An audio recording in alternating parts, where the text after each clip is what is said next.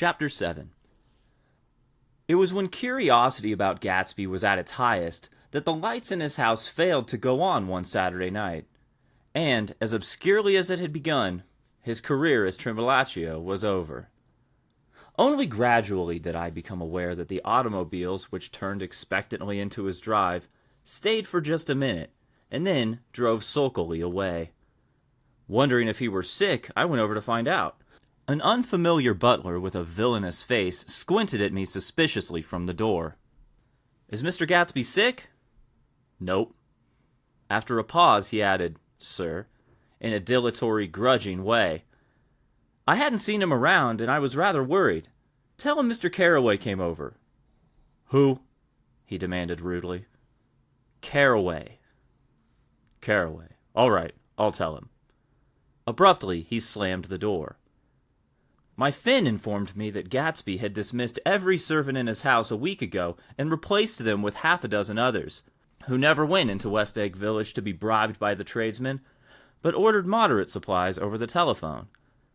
The grocery boy reported that the kitchen looked like a pigsty, and the general opinion in the village was that the new people weren't servants at all. Next day, Gatsby called me on the phone. "Going away?" I inquired. "No, old sport." "I hear you fired all your servants." I wanted somebody who wouldn't gossip. Daisy comes over quite often, in the afternoons. So the whole caravanserai had fallen in like a card house at the disapproval in her eyes. "There's some people Wolfsheim wanted to do something for. They're all brothers and sisters. They used to run a small hotel." "I see." He was calling up at Daisy's request. Would I come to lunch at her house tomorrow? Miss Baker would be there. Half an hour later, Daisy herself telephoned and seemed relieved to find that I was coming. Something was up. And yet, I couldn't believe that they would choose this occasion for a scene, especially for the rather harrowing scene that Gatsby had outlined in the garden. The next day was broiling, almost the last, certainly the warmest, of the summer. As my train emerged from the tunnel into sunlight, only the hot whistles of the National Biscuit Company broke the simmering hush at noon. The straw seats of the car hovered on the edge of combustion. The woman next to me perspired delicately for a while into her white shirtwaist, and then, as her newspaper dampened under her fingers, lapsed despairingly into deep heat with a desolate cry. Her pocketbook slapped the floor. "Oh my," she gasped. I picked it up with a weary bend and handed it back to her, holding it at arm's length and by the extreme tip of the corners to indicate that I had no designs upon it. But everyone nearby, including the woman, suspected me just the same. "Hot," said the conductor to familiar faces. "Some weather. Hot, hot, hot. Is it hot enough for you? Is it hot? Is it?" My commutation ticket came back to me with a dark stain from his hand. That anyone should care in this heat whose flushed lips he kissed, whose head made damp the pajama pocket over his heart. Through the hall of the Buchanan's house blew a faint wind, carrying the sound of the telephone bell out to Gatsby and me as we waited at the door. "The master's body?" roared the butler into the mouthpiece. "I'm sorry, madam, but we can't furnish it. It's far too hot to touch this noon." What he really said was, "Yes, I'll see." He set down the receiver and came toward us, glistening slightly, to take our stiff straw hats. "Madam expects you in the salon," he cried, needlessly indicating the direction. In this heat, every extra gesture was an affront to the common store of life. The room, shadowed well with awnings, was dark and cool. Daisy and Jordan lay upon an enormous couch like silver idols weighing down their own white dresses against the singing breeze of the fans. "We can't move," they said together. Jordan's fingers, powdered white over their tan, rested for a moment in mine. "And Mr. Thomas Buchanan, the athlete?" I inquired. Simultaneously, I heard his voice, gruff, muffled, husky, at the hall telephone. Gatsby stood in the center of the crimson carpet and gazed around with fascinated eyes. Daisy watched him and laughed, her sweet, exciting laugh. A tiny gust of powder rose from her bosom into the air. "The rumor is," whispered Jordan, "that that's Tom's girl on the telephone." We were silent. The voice in the hall rose high with annoyance. "Very well then, I won't sell you the car at all. I'm under no obligations to you at all. And as for your bothering me about this at lunchtime, I won't stand that at all." "Holding down the receiver," said Daisy cynically. "No, he's not," I assured her. "It's a bona fide deal. I happen to know about it." Tom flung open the door, blocked out its space for a moment with his thick body, and hurried into the room. "Mr. Gatsby!" He put out his broad, flat hand with well-concealed dislike. "I'm glad to see you, sir. Nick?" "Make us a cold drink," cried Daisy. As he left the room again, she got up and went over to Gatsby and pulled his face down, kissing him on the mouth. "You know I love you," she murmured. "You forget there's a lady present," said Jordan. Daisy looked around doubtfully. "You kiss Nick, too." "What a low, vulgar girl." "I don't care," cried Daisy, and began to clog on the brick fireplace. Then she remembered the heat and sat down guiltily on the couch just as a freshly laundered nurse leading a little girl came into the room. "Blessed precious," she crooned, holding out her arms. "Come to your own mother that loves you." The child, relinquished by the nurse, rushed across the room and rooted shyly into her mother's dress. The blessed precious. Did mother get powder on your old yellowy hair? Stand up now and say, howdy do. Gatsby and I in turn leaned down and took the small, reluctant hand. Afterward, he kept looking at the child with surprise. I don't think he had ever really believed in its existence before. "I got dressed before luncheon," said the child, turning eagerly to Daisy. "That's because your mother wanted to show you off." Her face bent into the single wrinkle of the small white neck. "You dream, you absolute little dream." "Yes," admitted the child calmly. "Aunt Jordan's got on a white dress, too." "How do you like mother's friends?" Daisy turned her around so that she faced Gatsby. "Do you think they're pretty?" "Where's Daddy?" "She doesn't look like her father," explained Daisy. "She looks like me. She's got my hair and shape of the face." Daisy sat back upon the couch. The nurse took a step forward and held out her hand. "Come, Pammy." "Goodbye, sweetheart." With a reluctant backward glance, the well-disciplined child held to her nurse's hand and was pulled out the door, just as Tom came back, preceding 4 gin rickeys that clicked full of ice. Gatsby took up his drink. "They certainly look cool," he said with visible tension. We drank in long, greedy swallows. "I read somewhere that the sun's getting hotter every year," said Tom genially. "It seems that pretty soon the Earth's going to fall into the sun. Oh, wait a minute. It's just the opposite. The sun's getting colder every year." "Come outside," he suggested to Gatsby. "I'd like you to have a look at the place." I went with them out to the veranda. On the Green Sound, stagnant in the heat, one small sail crawled slowly toward the fresher sea. Gatsby's eyes followed it momentarily. He raised his hand and pointed across the bay. "I'm right across from you." "So you are." Our eyes lifted over the rose beds and the hot lawn and the weedy refuse of the dog days along shore. Slowly, the white wings of the boat moved against the blue, cool limit of the sky. Ahead lay the scalloped ocean and the abounding Blessed Isles. "There's sport for you," said Tom, nodding. "I'd like to be out there with him for about an hour." We had luncheon in the dining room, darkened too against the heat, and drank down nervous gaiety with the cold ale. "What'll we do with ourselves this afternoon?" cried Daisy. "And the day after that, and the next 30 years. "Don't be morbid," Jordan said. "Life starts all over again when it gets crisp in the fall." "But it's so hot," insisted Daisy on the verge of tears. "And everything's so confused. Let's all go to town." Her voice struggled on through the heat, beating against it, molding its senselessness into forms. "I've heard of making a garage out of a stable," Tom was saying to Gatsby, "but I'm the first man who ever made a stable out of a garage." "Who wants to go to town?" demanded Daisy insistently. Gatsby's eyes floated toward her. "Ah," she cried, You look so cool."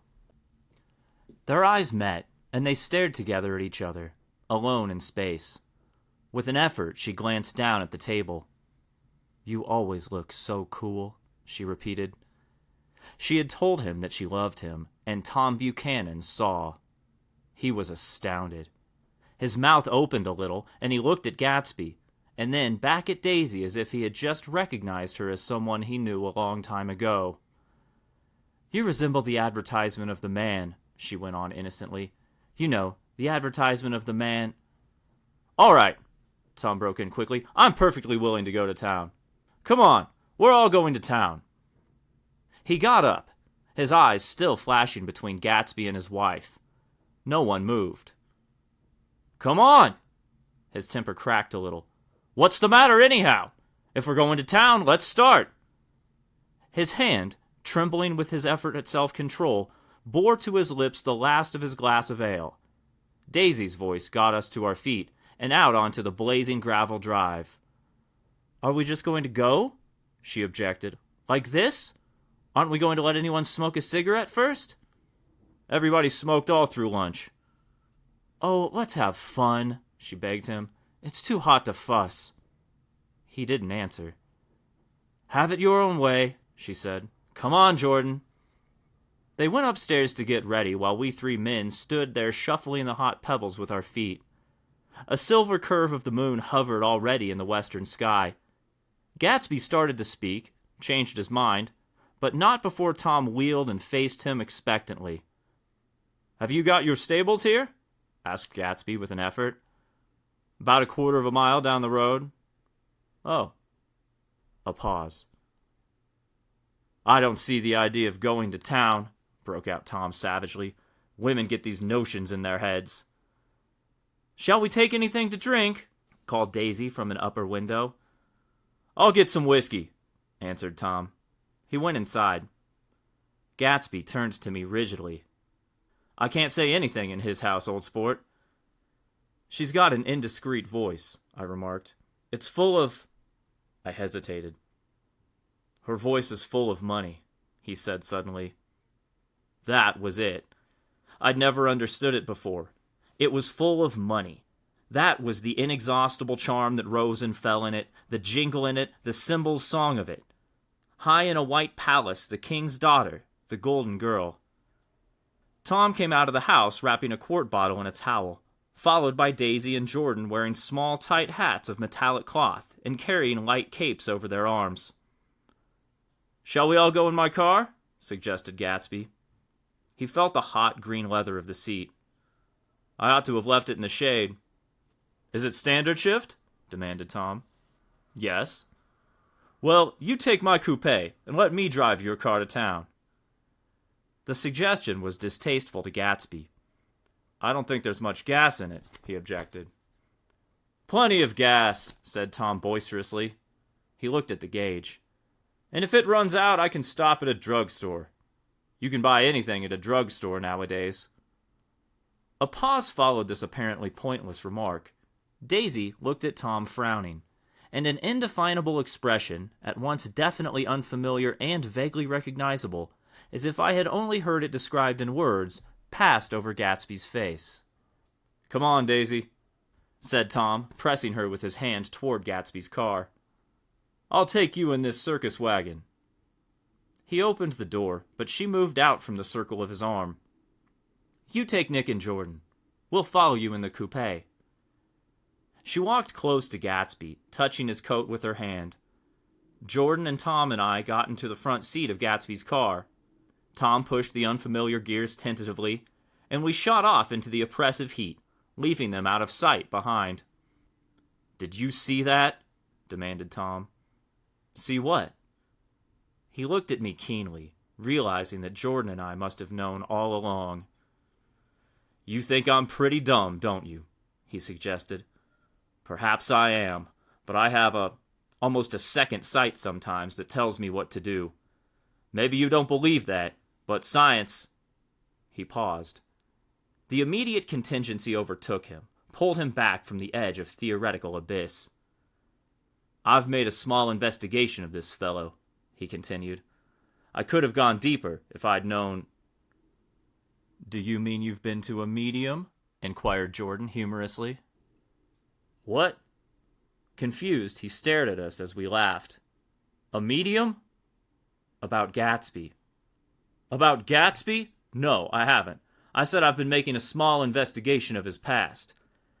And you found he was an Oxford man? Said Jordan helpfully. An Oxford man? He was incredulous. Like hell he is. He wears a pink suit. Nevertheless, he's an Oxford man. Oxford, New Mexico, snorted Tom contemptuously, or something like that. Listen, Tom, if you're such a snob, why did you invite him to lunch? Demanded Jordan crossly. Daisy invited him.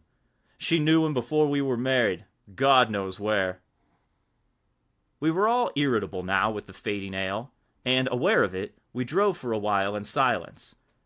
Then, as Dr. T.J. Eckelberg's faded eyes came into sight down the road, I remembered Gatsby's caution about gasoline. We've got enough to get us to town, said Tom. But there's a garage right here, objected Jordan. I don't want to get stalled in this baking heat. Tom threw on both brakes impatiently, and we slid to an abrupt, dusty stop under Wilson's sign. After a moment, the proprietor emerged from the interior of his establishment and gazed hollow-eyed at the car. Let's have some gas, cried Tom roughly. What do you think we stopped for? To admire the view? I'm sick, said Wilson without moving. Been sick all day. What's the matter? I'm all run down. Well, shall I help myself? Demanded Tom. You sounded well enough on the phone. With an effort, Wilson left the shade in support of the doorway and, breathing hard, unscrewed the cap of the tank. In the sunlight, his face was green. I didn't mean to interrupt your lunch, he said, but I need money pretty bad. I was wondering what you were going to do with your old car. How do you like this one? Inquired Tom. I bought it last week. It's a nice yellow one, said Wilson as he strained at the handle. Like to buy it? Big chance. Wilson smiled faintly. No, but I could make some money on the other. What do you want money for all of a sudden? I've been here too long. I want to get away. My wife and I want to go west. Your wife does? Exclaimed Tom, startled. She's been talking about it for 10 years. He rested for a moment against the pump, shading his eyes. And now she's going whether she wants to or not. I'm going to get her away. The coupe flashed by us with a flurry of dust and the flash of a waving hand. What do I owe you? Demanded Tom harshly. I just got wised up to something funny the last 2 days, remarked Wilson. That's why I want to get away. That's why I've been bothering you about the car. What do I owe you? $1.20. The relentless beating heat was beginning to confuse me, and I had a bad moment there before I realized that so far his suspicions hadn't alighted on Tom. He had discovered that Myrtle had some sort of life apart from him in another world, and the shock had made him physically sick. I stared at him, and then at Tom, who had made a parallel discovery less than an hour before, and it occurred to me that there was no difference between men in intelligence or race so profound as the difference between the sick and the well. Wilson was so sick that he looked guilty, unforgivably guilty, as if he had just got some poor girl with child. I'll let you have that car, said Tom. I'll send it over tomorrow afternoon. That locality was always vaguely disquieting, even in the broad glare of afternoon, and now I turned my head as though I had been warned of something behind. Over the ash heaps, the giant eyes of Dr. T.J. Eckelberg kept their vigil, but I perceived after a moment that other eyes were regarding us with peculiar intensity from less than 20 feet away. In one of the windows over the garage, the curtains had been moved aside a little, and Myrtle Wilson was peering down at the car. So engrossed was she that she had no consciousness of being observed, and one emotion after another crept into her face like objects into a slowly developing picture. Her expression was curiously familiar. It was an expression I had often seen on women's faces, but on Myrtle Wilson's face it seemed purposeless and inexplicable, until I realized that her eyes, wide with jealous terror, were fixed not on Tom, but on Jordan Baker, whom she took to be his wife. There is no confusion like the confusion of a simple mind, and as we drove away, Tom was feeling the hot whips of panic. His wife and his mistress, until an hour ago secure and inviolate, were slipping precipitately from his control. Instinct made him step on the accelerator with the double purpose of overtaking Daisy and leaving Wilson behind, and we sped along toward Astoria at 50 miles an hour, until, among the spidery girders of the elevated, we came in sight of the easygoing blue coupe. "Those big movies around 50th Street are cool," suggested Jordan. "I love New York on summer afternoons when everyone's away. There's something very sensuous about it. Overripe, as if all sorts of funny fruits were going to fall into your hands." The word sensuous had the effect of further disquieting Tom, but before he could invent a protest, the coupe came to a stop, and Daisy signaled us to draw up alongside. "Where are we going?" she cried. "How about the movies?" "It's so hot," she complained. "You go. We'll ride around and meet you after." With an effort, her wit rose faintly. "We'll meet you on some corner. I'll be the man smoking 2 cigarettes. "We can't argue about it here," Tom said impatiently as a truck gave out a cursing whistle behind us. "You follow me to the south side of Central Park, in front of the plaza." Several times he turned his head and looked back at their car, and if the traffic delayed them, he slowed up until they came into sight. I think he was afraid they would dart down a side street and out of his life forever. But they didn't. And we all took the less explicable step of engaging the parlor of a suite in the Plaza Hotel. The prolonged and tumultuous argument that ended by herding us into that room eludes me, though I have a sharp physical memory that, in the course of it, my underwear kept climbing like a damp snake around my legs, and intermittent beads of sweat raced cool across my back.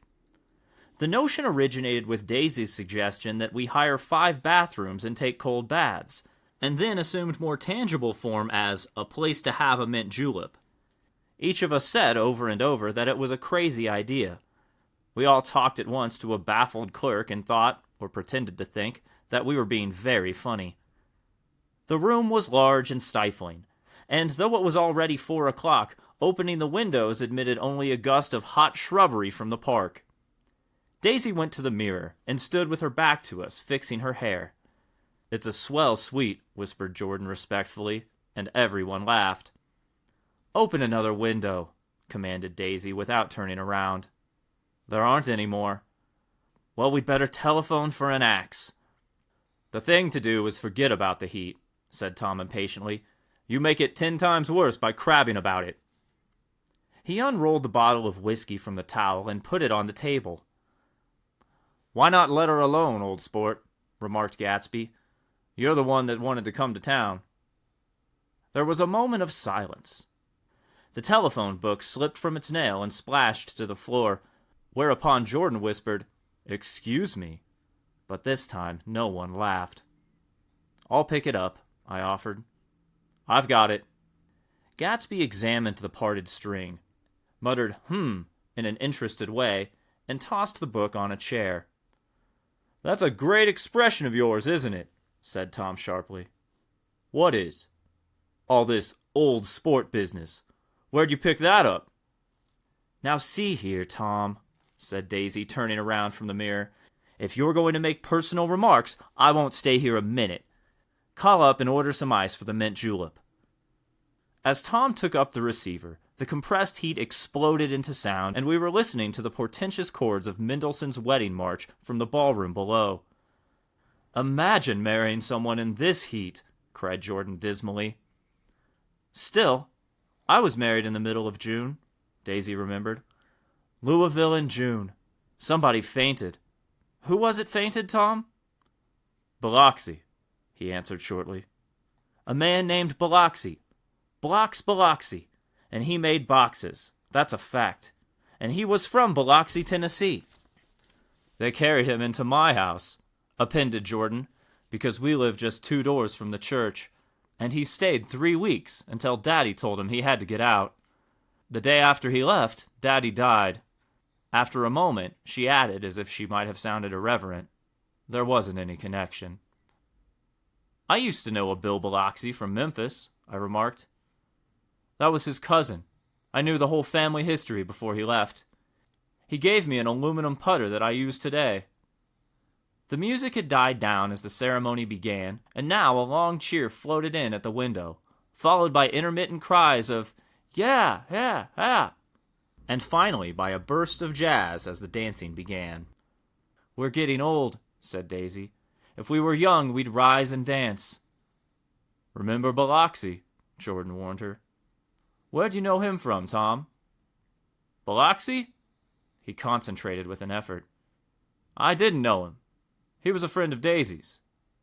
"He was not," she denied. "I'd never seen him before. He came down in a private car." "Well, he said he knew you. He said he was raised in Louisville. Asa Bird brought him around at the last minute and asked if we had room for him." Jordan smiled. "He was probably bumming his way home. He told me he was president of your class at Yale." Tom and I looked at each other blankly. "Biloxi?" "First place, we didn't have any president."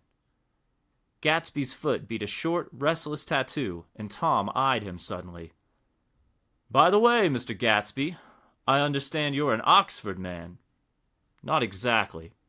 "Oh, yes, I understand you went to Oxford." "Yes, I went there." A pause. Then Tom's voice, incredulous and insulting. "You must have gone there about the time Biloxi went to New Haven." Another pause. A waiter knocked and came in with crushed mint and ice, but the silence was unbroken by his thank you and the soft closing of the door. This tremendous detail was to be cleared up at last. "I told you I went there," said Gatsby. "I heard you, but I'd like to know when." "It was in 1919. I only stayed 5 months. That's why I can't really call myself an Oxford man." Tom glanced around to see if we mirrored his unbelief, but we were all looking at Gatsby. "It was an opportunity they gave to some of the officers after the armistice," he continued. "We could go to any of the universities in England or France." I wanted to get up and slap him on the back. I had one of those renewals of complete faith in him that I'd experienced before. Daisy rose, smiling faintly, and went to the table. "Open the whiskey, Tom," she ordered, "and I'll make you a mint julep. Then you won't seem so stupid to yourself. Look at the mint." "Wait a minute," snapped Tom. "I want to ask Mr. Gatsby one more question." "Go on," Gatsby said politely. "What kind of a row are you trying to cause in my house anyhow?" They were out in the open at last, and Gatsby was content. "He isn't causing a row." Daisy looked desperately from one to the other. "You're causing a row. Please have a little self-control." "Self-control?" repeated Tom incredulously. "I suppose the latest thing is to sit back and let Mr. Nobody from Nowhere make love to your wife. Well, if that's the idea, you can count me out. Nowadays, people begin by sneering at family life and family institutions, and next they'll throw everything overboard and have intermarriage between black and white." Flushed with his impassioned gibberish, he saw himself standing alone on the last barrier of civilization. "We're all white here," murmured Jordan. "I know I'm not very popular. I don't give big parties. I suppose you've got to make your house into a pigsty in order to have any friends in the modern world." Angry as I was, as we all were, I was tempted to laugh whenever he opened his mouth. The transition from libertine to prig was so complete. "I've got something to tell you, old sport," began Gatsby, but Daisy guessed at his intention. "Please don't," she interrupted helplessly. "Please, let's all go home. Why don't we all go home?" "That's a good idea." I got up. "Come on, Tom. Nobody wants a drink." "I want to know what Mr. Gatsby has to tell me." "Your wife doesn't love you," said Gatsby. "She's never loved you. She loves me." "You must be crazy," exclaimed Tom automatically. Gatsby sprang to his feet, vivid with excitement.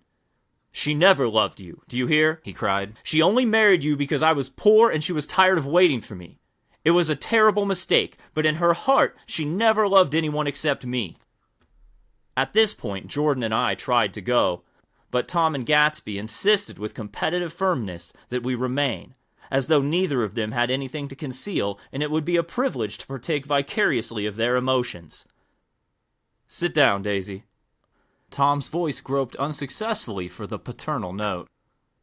"What's been going on? I want to hear all about it." "I told you what's been going on," said Gatsby. "Going on for 5 years, and you didn't know." Tom turned to Daisy sharply. "You've been seeing this fellow for 5 years?" "Not seen," said Gatsby. "No, we couldn't meet. But both of us loved each other all that time, old sport, and you didn't know. I used to laugh sometimes." But there was no laughter in his eyes. "To think that you didn't know." "Oh, that's all." Tom tapped his thick fingers together like a clergyman and leaned back in his chair. "You're crazy," he exploded. "I can't speak about what happened 5 years ago because I didn't know Daisy then.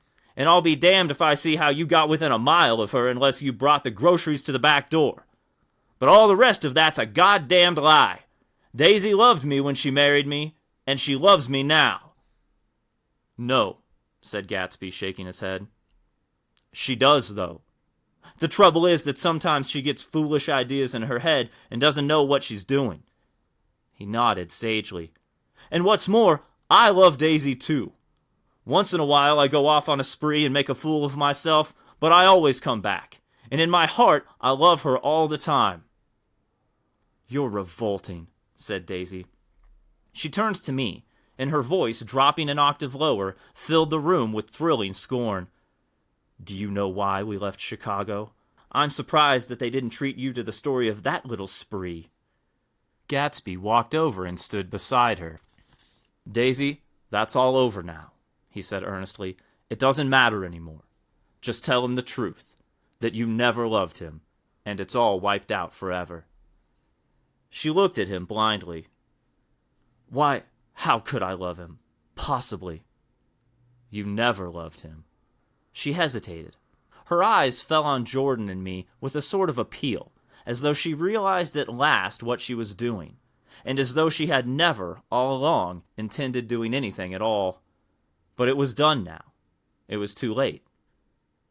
"I never loved him," she said with perceptible reluctance. "Not at Kapiolani?" demanded Tom suddenly. "No." From the ballroom beneath, muffled and suffocating chords were drifting up on hot waves of air. "Not that day I carried you down from the punch bowl to keep your shoes dry?"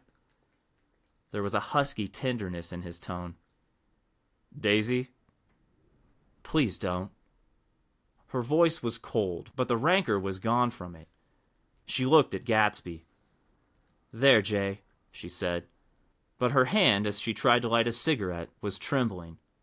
Suddenly, she threw the cigarette and the burning match on the carpet. "Oh, you want too much," she cried to Gatsby. "I love you now. Isn't that enough? I can't help what's past."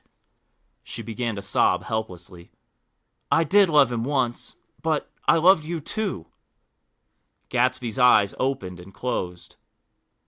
"You loved me too?" he repeated. "Even that's a lie," said Tom savagely. "She didn't know you were alive. Why, there's things between Daisy and me that you'll never know, things that neither of us can ever forget." The words seemed to bite physically into Gatsby. "I want to speak to Daisy alone," he insisted. "She's all excited now." "Even alone, I can't say I never loved Tom," she admitted in a pitiful voice. "It wouldn't be true." "Of course it wouldn't," agreed Tom. She turned to her husband. "As if it mattered to you," she said. "Of course it matters to me. I'm going to take better care of you from now on." "You don't understand," said Gatsby with a touch of panic. "You're not going to take care of her any more." "I'm not." Tom opened his eyes wide and laughed. He could afford to control himself now. "Why's that?" "Daisy's leaving you." "Nonsense." "I am, though," she said with a visible effort. "She's not leaving me." Tom's words suddenly leaned down over Gatsby. Certainly not for a common swindler who'd have to steal the ring he put on her finger. "I won't stand this," cried Daisy. "Oh, please, let's get out." "Who are you, anyhow?" broke out Tom. "You're one of that bunch that hangs around with Meyer Wolfsheim. That much I happen to know. I've made a little investigation into your affairs, and I'll carry it further tomorrow." "You can suit yourself about that, old sport," said Gatsby steadily. "I found out what your drugstores were." He turned to us and spoke rapidly. "He and this Wolfsheim bought up a lot of side street drugstores here and in Chicago and sold grain alcohol over the counter. That's one of his little stunts. I picked him for a bootlegger the first time I saw him, and I wasn't far wrong." "What about it?" said Gatsby politely. "I guess your friend Walter Chase wasn't too proud to come in on it." "And you left him in the lurch, didn't you? You let him go to jail for a month over in New Jersey. God, you ought to hear Walter on the subject of you.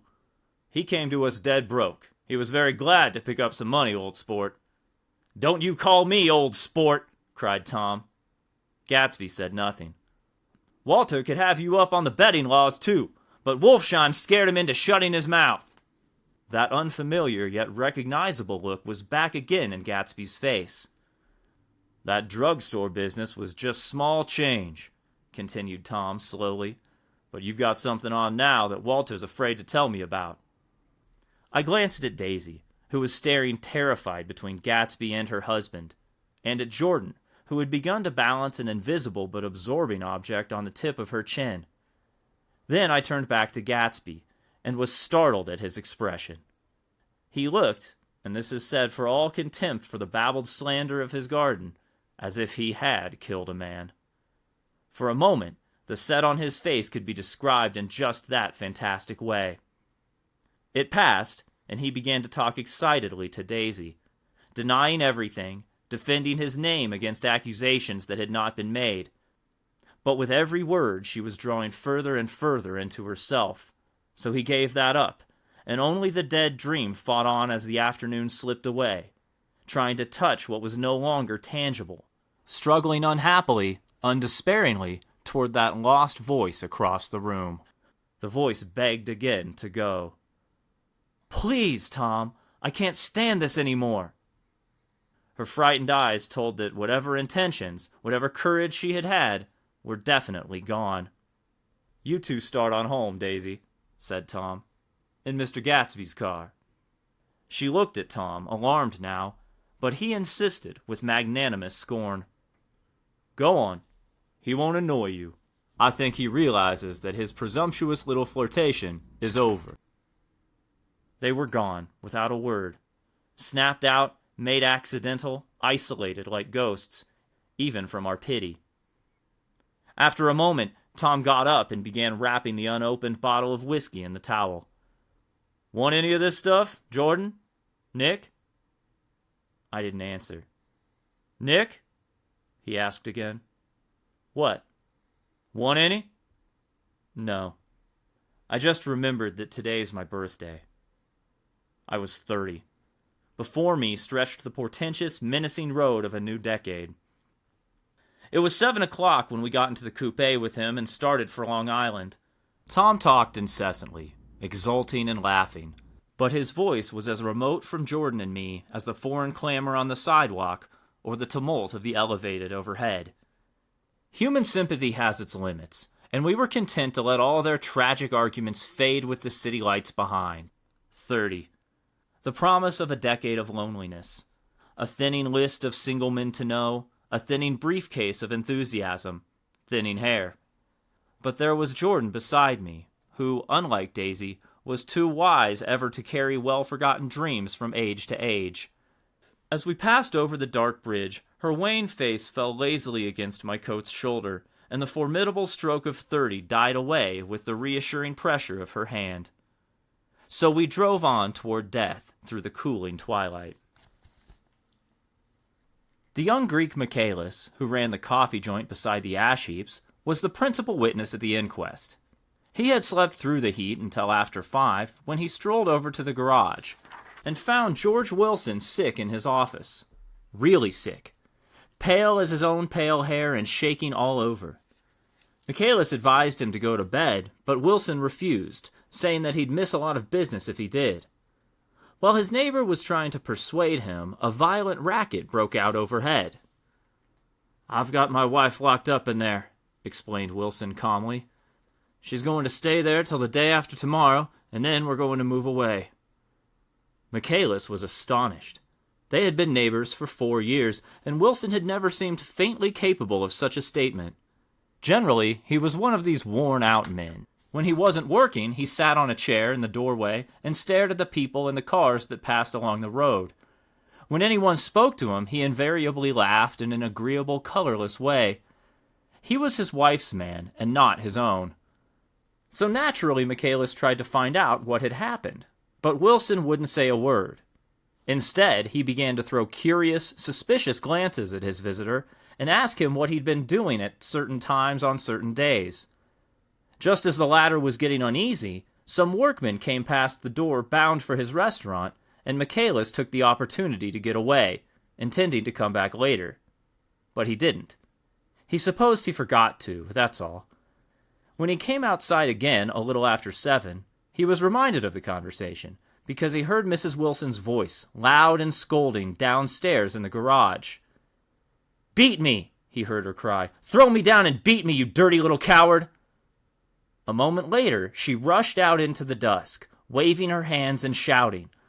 Before he could move from his door, the business was over. The death car, as the newspapers called it, didn't stop.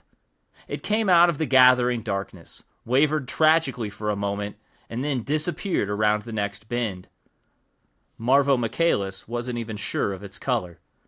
He told the first policeman that it was light green. The other car, the one going toward New York, came to rest 100 yards beyond, and its driver hurried back to where Myrtle Wilson, her life violently extinguished, knelt in the road and mingled her thick dark blood with the dust. Michaelis and this man reached her first, but when they had torn open her shirtwaist, still damp with perspiration, they saw that her left breast was swinging loose like a flap, and there was no need to listen for the heart beneath. The mouth was wide open and ripped a little at the corners, as though she had choked a little in giving up the tremendous vitality she had stored so long. We saw the 3 or 4 automobiles and the crowd when we were still some distance away. "Wreck," said Tom. "That's good. Wilson will have a little business at last."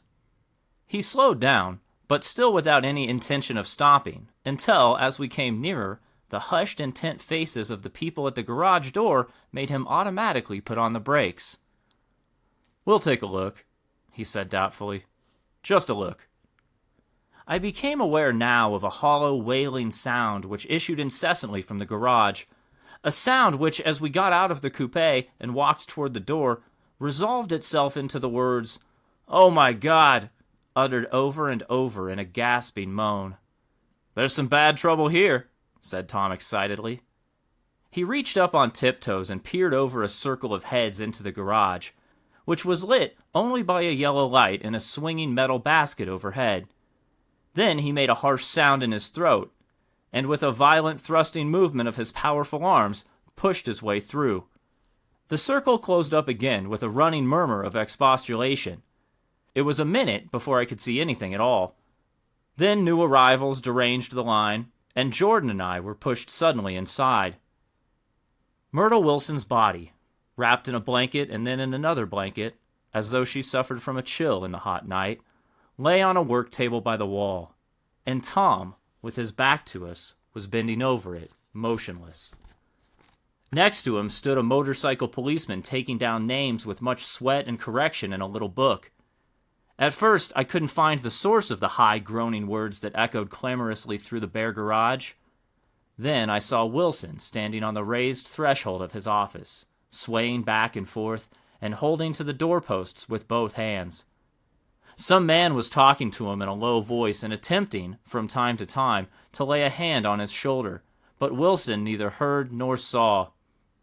His eyes would drop slowly from the swinging light to the laden table by the wall, and then jerk back to the light again, and he gave out incessantly his high, horrible call. "Oh my God! Oh my God! Oh my God! Oh my God!" Presently, Tom lifted his head with a jerk and, after staring around the garage with glazed eyes, addressed a mumbled, incoherent remark to the policeman. M-A-V, the policeman was saying. O. No, R, corrected the man. M-A-V-R-O. Listen to me, muttered Tom fiercely. R, said the policeman. O. G. G. He looked up as Tom's broad hand fell sharply on his shoulder. What you want, fella?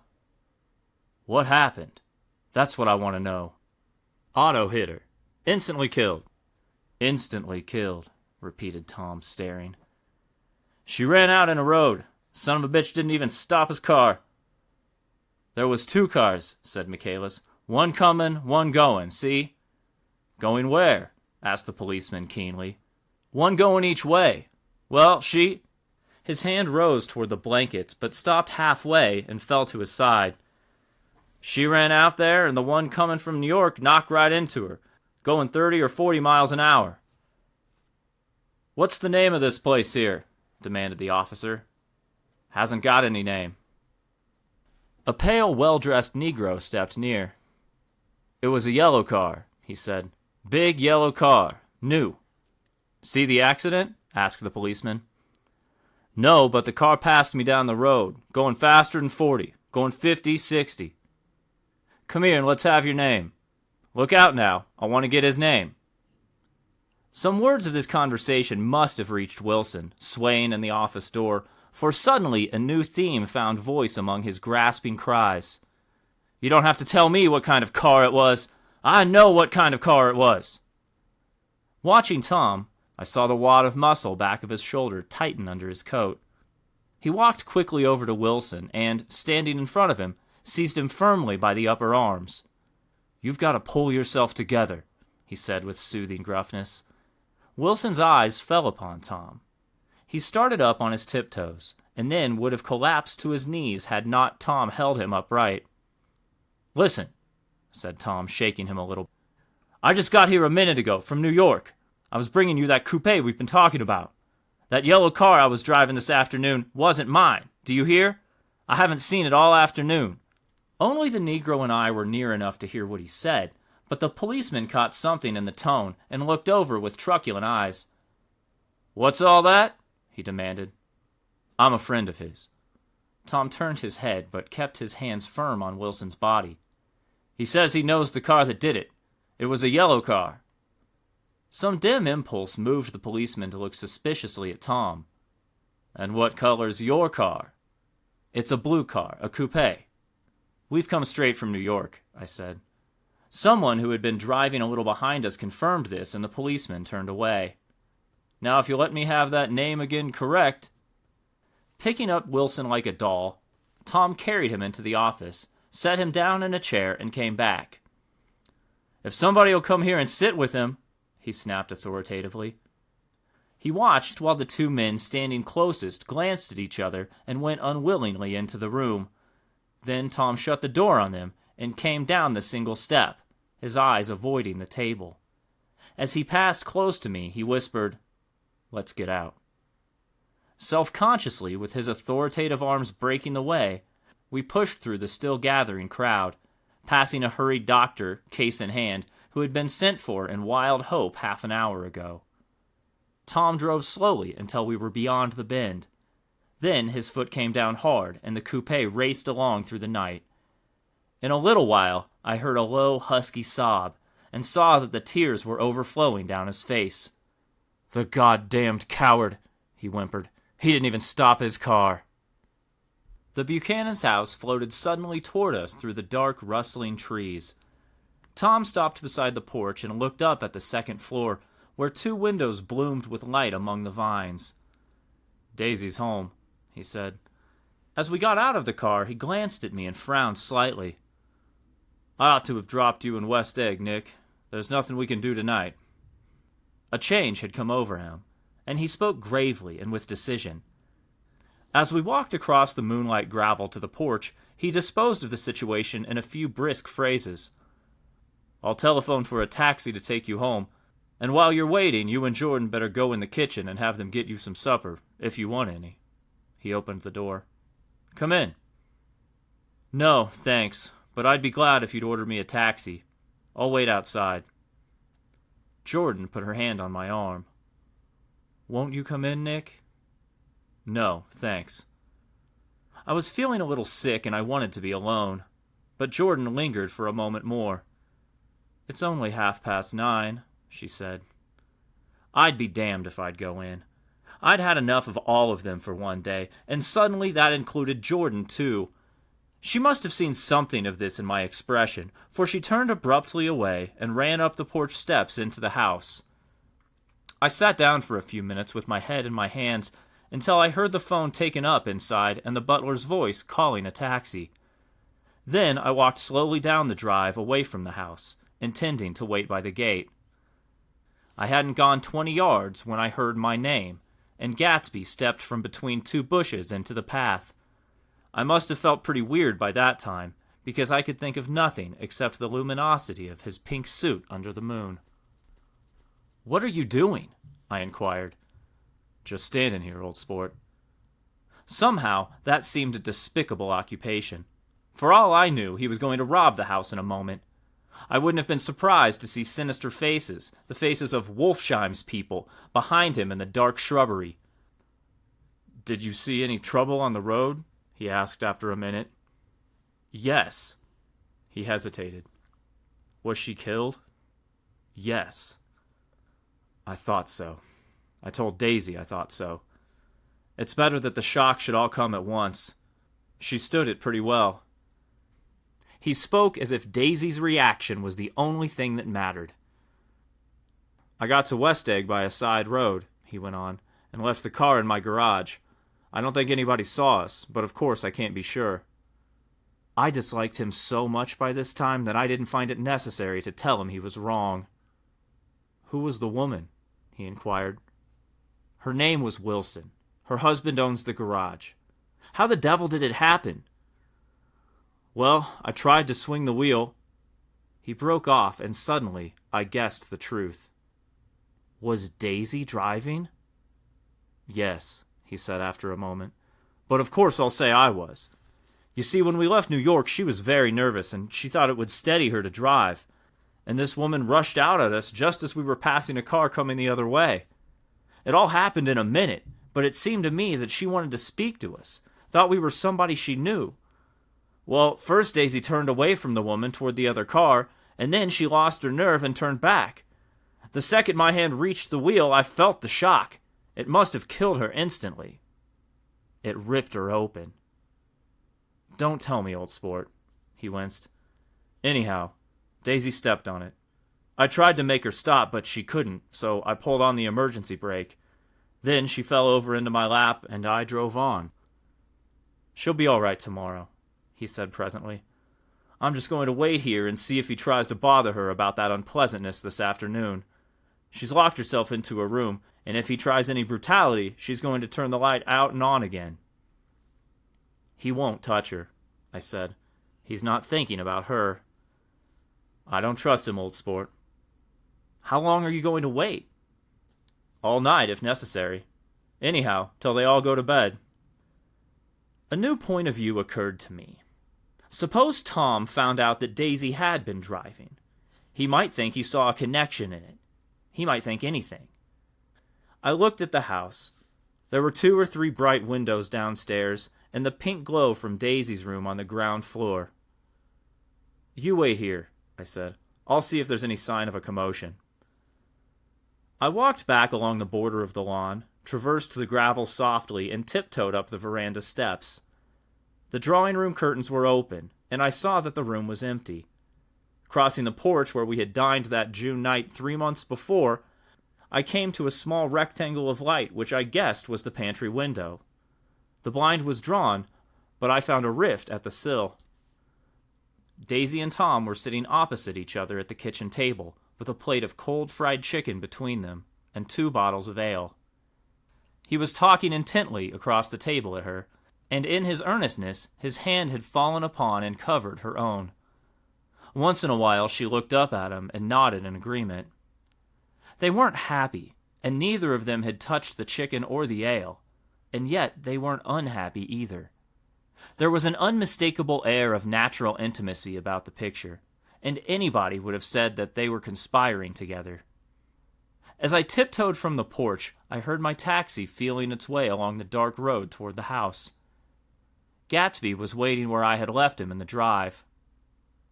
"Is it all quiet up there?" he asked anxiously. "Yes, it's all quiet." I hesitated. "You'd better come home and get some sleep." He shook his head. "I want to wait here till Daisy goes to bed. Good night, old sport." He put his hands in his coat pockets and turned back eagerly to his scrutiny of the house, as though my presence marred the sacredness of the vigil. So I walked away and left him standing there in the moonlight, watching over nothing.